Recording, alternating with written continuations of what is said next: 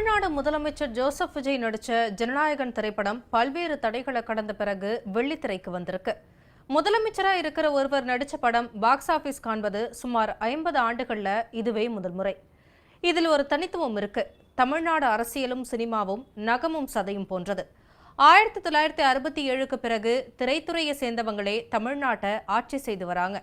பேரறிஞர் அண்ணா, கலைஞர் கருணாநிதி, எம்ஜிஆர், ஜெயலலிதான்னு திரைத்துறையில ஆதிக்கம் செலுத்தியவங்க தான் தமிழ்நாட்டு மக்களோட பேராதரவு பெற்று ஆட்சி கட்டில அமர்ந்தாங்க.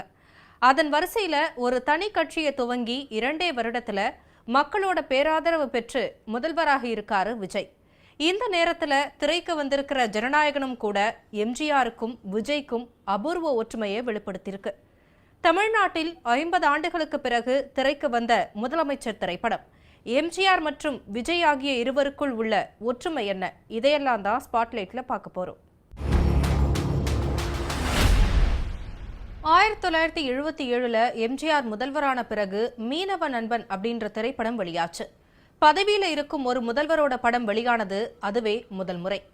இந்த வருஷம் ஜனவரி மாசமே ஜனநாயகன் திரைப்படம் வெளியாகி இருக்க வேண்டியது. ஆனா தணிக்கை வாரிய சிக்கல் காரணமா வெளியீட்டுல தாமதமாச்சு.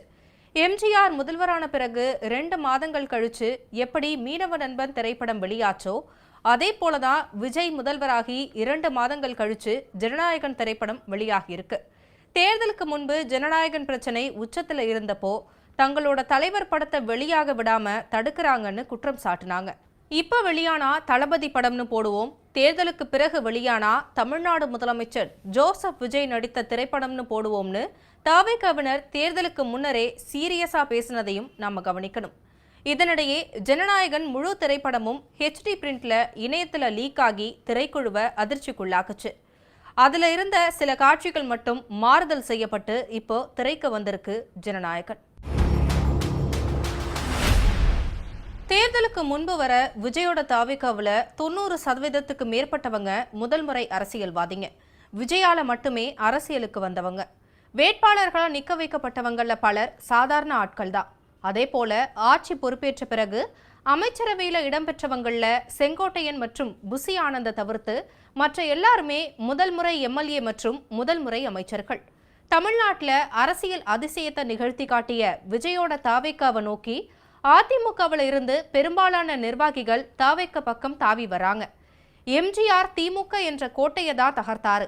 ஆனா விஜய் திமுக அதிமுக என்ற இரு பெரும் கோட்டைகளை தகர்த்து ஆட்சி கட்டில அமர்ந்தாரு.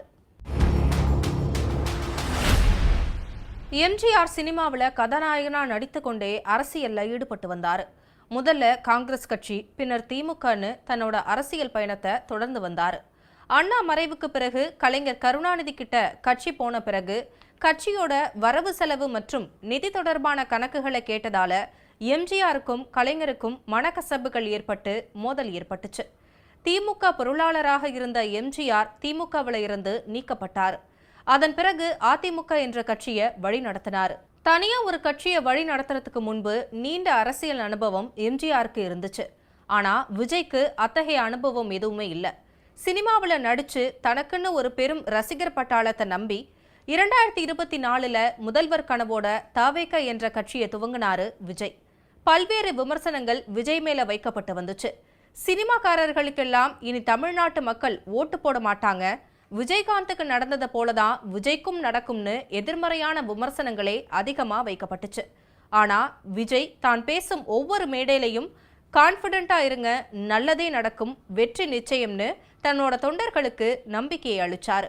எம்ஜிஆர் கூட வெற்றி பெற்ற முதல் தேர்தலில் 30% அளவுக்கு மட்டுமே அவருடைய கூட்டணி வாக்குகளை பெற்றுச்சு. ஆனா விஜயோட தவிக தனிச்சு களமிறங்கி சுமார் 35% வாக்குகளை வாங்கினாரு.